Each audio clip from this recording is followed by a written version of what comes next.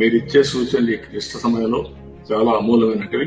అలాంటి సూచనలు మీరు ఇచ్చి ఎక్కడికక్కడ దీన్ని ఏ విధంగా తీసుకోవడం కోసం అందరూ కలిసి రావాల్సి కోరుకుంటూ ఇప్పుడు డాక్టర్ గారు మోడరేట్ చేస్తారు.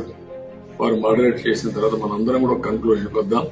కన్క్లూజన్కి వచ్చి ఇవన్నీ కూడా ప్రభుత్వానికి రికమెండ్ చేసి ప్రజలు కూడా అప్పీల్ చేస్తానని తెలియజేసుకుంటూ అందరికీ మరొక్కసారి నా అభినందనలు. Sir thank you sir.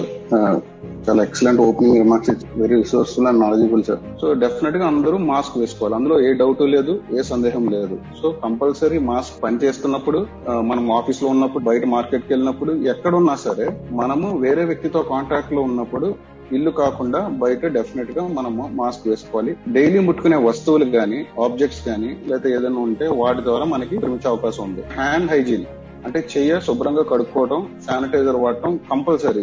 ఎందుకంటే వైరస్ అనేది ప్రదేశాల మీద కొన్ని గంటలు, సుమారు 4 నుంచి 24 గంటలు ప్రదేశాన్ని బట్టి వైరస్ అక్కడ బతికుండే అవకాశం ఉంది. కానీ ఇక్కడ జరుగుతున్నది ఏంటంటే కొంత అలసత్వం, కొంతమంది ఏంటంటే కొంచెం పాటించడం, అంతేగాని దాన్ని ఒక నిక్కచ్చిగా పాటించకపోవటం వల్ల కూడా అది వృధా అవుతుంది. అందరూ కూడా కంపల్సరీ హ్యాండ్ శానిటైజేషన్ అనేది మెయింటైన్ చేయాలి. 45 వయసు పైన ఉన్న వారికి కొంచెం లక్షణాలు ఎక్కువగా కనిపిస్తూ ఉంటాయి.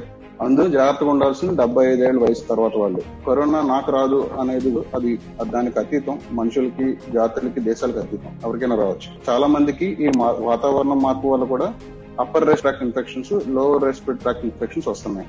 ఇప్పుడు ఐసీఎంఆర్ చూస్తే చాలా గైడ్ లైన్స్ ఇచ్చింది. ఎవ్రీ వీక్ అది అప్డేట్ ఉంది.